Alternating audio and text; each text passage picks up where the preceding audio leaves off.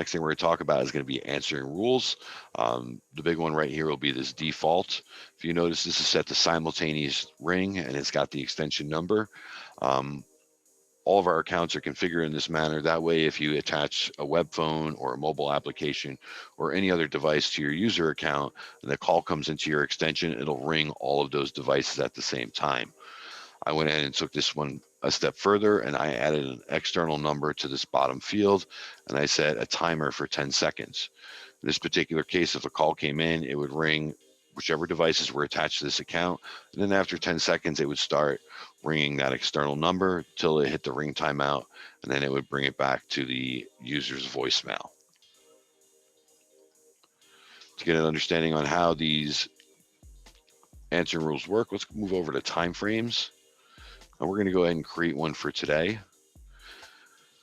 Simply click on add time frame, and we'll call this one meeting. You have the 3 different time frame abilities. You can set it to always, and what this does is it allows you to set answering rules that you can change on the fly. You can set it to days of the week and times. If say you know you're going to be on a meeting at a certain time every week from say Monday 9 to 10, you can set it in that manner. Or you can use specific dates or ranges. Specific dates or ranges would be used if you were, say, going to be out of the office for an extended period of time and you wanted to forward your call over to another user or an external number or even straight into your voicemail. In this case, we're going to go ahead and set this for specific dates or ranges. We're going to set this for today between 2 and 4 o'clock, and then save.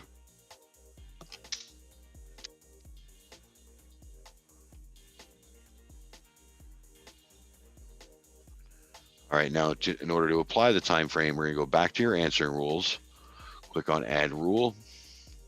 We're going to go ahead and set this meeting 11:04, and we're going to go ahead and set this to ring over to extension 1000, and then save. Now, if you notice, the time frame we just created appears right above the default time frame. What we would need to do is just left click on it, and we can drag it, say, to the top, and then save. If you notice, it marks that time frame as active. So what it's going to do is it's going to forward the calls during the time that we had set up from today from 2 to 4 over to extension 1000. The way this works is it's going to check that first time frame. If it falls within the parameters you set, it'll mark it as active. If not, it's going to move down to the next one. If that one falls within inside the parameters, it's going to mark that active. If not, it's going to move down to the next one, and so forth until it finally hits that default time frame, which is like a 24-hour a day, 7-day a week catch-all.